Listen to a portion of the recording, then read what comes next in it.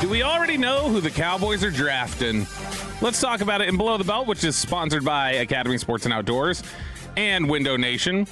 First off, the fan text would like to let RJ Choppy know Cameron Brink was on Paige's team last year in Unrivaled. RJ. That was a miss. That's how focused on Paige you were? I thought it was Sophie Cunningham. Are you saying all blondes look alike? Is that what you're trying to say? I thought it was Sophie Cunningham. Yes. I mistook her for Sophie Cunningham. Okay. All right. You Who totally was not in Unrivaled? I'm kidding. I don't know. Honestly, I have no idea. I think she's too busy doing podcasts and being muscle for Caitlin Clark. All right. Over at The Athletic, and this was from a couple weeks ago, John Machota did a look at, basically you have the Cowboys picking at 20 right now. So he wanted to look at who are the 20 names that he thinks could be in play for the Cowboys to pick. Because then once you get to it, it's like, hey, here's 20 names. No matter who comes off the board, I would guess they come away with 2 of them because obviously there's only 18 selections around this. These would be one of the 20 that they got. So he's got a list of names to look at and names that could go up for, names that could fall to him that they'd be interested in. But he starts off with the Ohio State guys. So he says Arvell Reese, linebacker, edge, however they would view him. They would view him here in this system as an outside linebacker for sure. Caleb Downs, the safety from Ohio State. Sonny Styles, the linebacker from Ohio State. And I think Styles is really important to watch as they continue to look at the linebacker position because the way this defense seems to be basically looking through how they view the linebacker position and what you should look like, the things you need to have. And you look at who they were interested in Quay Walker, the fact that maybe Nakobe Dean was secondary to them, and some of the linebackers they seemingly let just pass off the board. I think one of the things that's starting to pop, they like length. Like, I think they really want linebackers who are particularly long, able to probably disengage from blocks, do different things like that. So DeMarvion Overshown is 6'2", but he's got like 32.5-inch arms or something. You've got, Nakobe Dean, who they were not as high on as Quay Walker. They were a little bit slower to come around on Patrick Queen, it sounded like. I think that may have been part of the coaching staff going, I don't know, does he fit what we want? Athletically, Patrick Queen is very similar to what Quay Walker was. Patrick Queen is 6 feet tall and his arms are under 32 inches. So it does make me think that maybe they want some of that length and athleticism combo there, and that's definitely Sonny Styles. David Bailey, the edge rusher from Texas Tech. I still say if David Bailey fell to 6, I'm trading up and getting him. Damn. I'm just doing it. That's a lot. What do you have to give it to go for 20 and 12? 20 and 12, I go to the Browns for 6 and 38. Dang. I would do it. Yeah, because Bailey's a difference maker, and then I'll just take whoever's there at 38, and I'll be like, yeah, sure, just go fill a need, whatever it is. And if they go out and they are able to stabilize the defense with Jonathan Allen, Patrick Queen, whoever it may be, if they're able to kind of fill those spots with veterans to get you by, I'll take my chances with that in the name of getting David Bailey here, who I think could be – David Bailey's one of like 3 guys in this draft who I think like that could be a star. That's a guy who could be an absolute game wrecker. And if you – okay. If you miss on this, my biggest issue here, they had an opportunity. They traded Mike away. They had 4 first-round picks in 2 years. That's a transformational stretch where you could just completely make your roster so elite. If you hit. Got to hit if you hit. And to walk away with those 4 picks and only actually use one of them. No, because you'd be getting the second back. So would you rather in this draft right now pick 12, 20, and 92 or 6, 38, and 92? 12, 20, and 92. I would not. I think. But you're in love with Bailey. Yeah, if Bailey fell. Well, no, I mean, I think if Bailey fell to 6, but that would be falling. A lot of drafts. Oh, yeah, he's going 2. There's a lot of mock drafts putting him 2 or 3. A lot of people. Yeah, 2 or 3. Is the gap between 6 and 12 bigger than the gap between 20 and 38? No, because Bailey is not expected to fall. The gap between Bailey and who's going to be there at 12 is. That's a bigger gap. So, sorry, real quick. If McCoy never got hurt. Who? Let's Jermon McCoy, cornerback from Tennessee. Let's say McCoy. Give the full names. Yeah.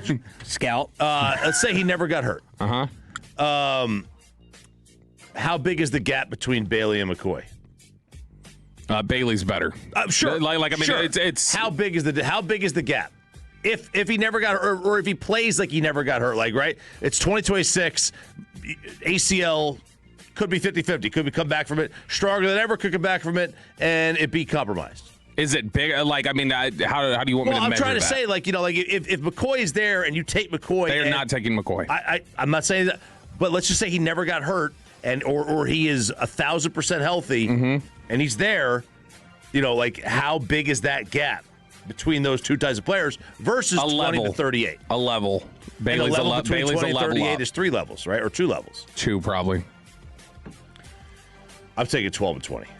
Field Yates did. I love the exercise. Careful, say something nice. Make sure you're not saying anything bad about him. He does catch wind of things said Field here. Yates was very nice to us in the restaurant lobby. Bobby was not there, though. Field Yates did a mock draft after the first wave of free agency. This is not great for the Cowboys. It hurts. Vegas, Mendoza at 1. The Jets take David Bailey at 2.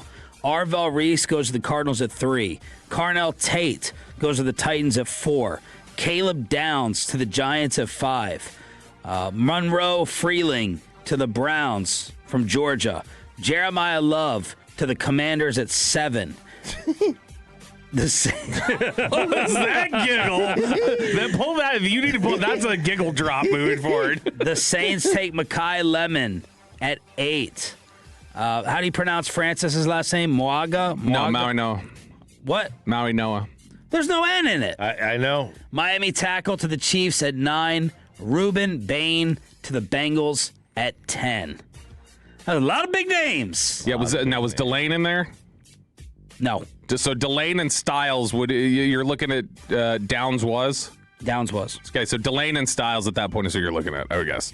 So because at 10, you're 10 and picks that's right now my dream scenario, those two. Ooh, to have your pick dream at 12. if Downs isn't there. Like to have your pick at 12, right? Because I don't think both those guys, not either one of those guys are not making it to 20. They'll make I've seen Delane get down to 20 and some. Early on. I've seen the Cowboys get the first corner in a lot of different ones. Yeah. Early on, it's just he was thought maybe he could go to 20. The more it's gone along, he probably will be there at 12, but I mean, he may not. Based upon what they've addressed for me right now, it's Delane and Styles as my dream Thursday. So, and let me run through the rest of the names real quick, and then I'll throw this question to you. Number 5 on this list, and this is John Machota's list of the 20 players who could be picked by the Cowboys in the first round. Mansour Delane, cornerback, LSU. Ruben Bain, edge rusher, Miami. Jeremiah Love, running back, Notre Dame. Jeremiah Love would be he has slid, and you're like, what are we supposed to do here? He's that good. Jermod McCoy, cornerback, Tennessee. Under certain circumstances, maybe they take him at 20 if he falls. Spencer Fano, offensive tackle from Utah.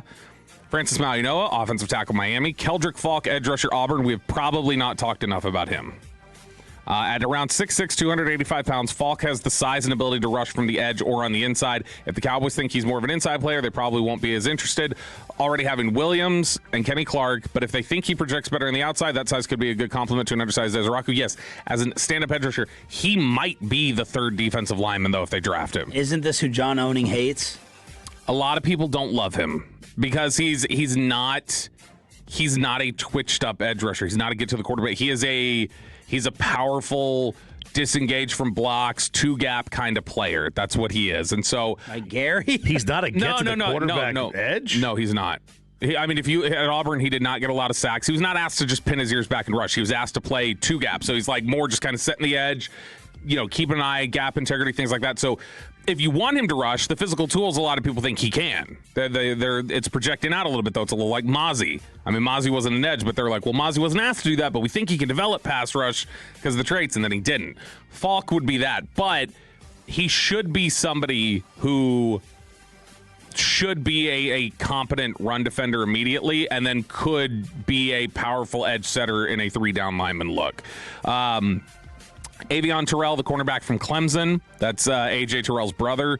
Akeem Mesidor, edge rusher, Miami. C.J. Allen, linebacker, Georgia. Dylan Thieneman, safety, Oregon. Colton Hood, cornerback, Tennessee. Cassius Howell, the defensive end from Texas A&M. Emmanuel McNeil Warren, the safety from Toledo. I would hate that pick. Would not like it. That is a strong safety who I don't want doing anything in coverage, really. TJ Parker, edge rusher from Clemson. Has Jalen Thompson stopped you from doing anything at safety? No, because Jalen Thompson, they're going to be so multiple and use so many different hybrid looks. Like, he can't. You still need guys in the secondary, probably. Zion Young, edge rusher from Missouri. So that's your top 20 right there that he lists. The projection I had last week, I tweeted this, that if you asked me today, like, what direction are they going to go? I had said that I thought it would be Reuben Bain at 12 from Miami, and then Colton Hood, the cornerback from Tennessee, at 20. So Colton Hood, to me, is very similar in skill set and things to what Quinyon Mitchell does. So I think that would be a steady pick that I could definitely see Christian Parker do.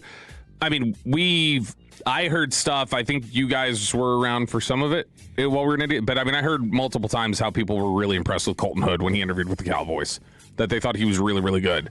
But if I told you said that your dream is Sonny Styles and who was the other one? Delane. You're a Bain fan, though, aren't you? Yes. So if I tell you I'm going to put Bain in here and then I get a Quinyon Mitchell-style corner, yeah, would be you'd be more over that than Delane and Styles at that point, or do you just say I need a linebacker more than I need another pass rusher and stuff? How much better is Bain versus Styles? Give me the better player. I'm not doing that for need.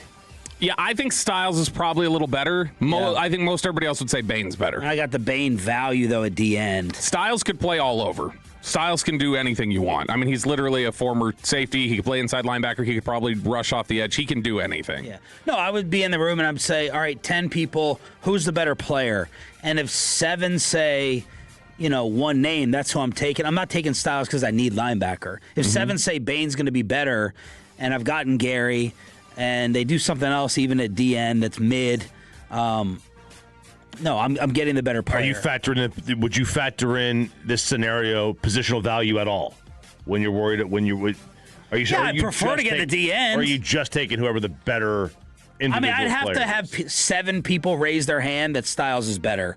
If 6 people raise their hand that Styles is better, I'm taking the DN. Does Bain, Ezeraku, and Gary sound to you like that's a competent pass rush for next year? And I think that very well could end up being the pass rush collection they walk into the season with. Be low. D-Bell.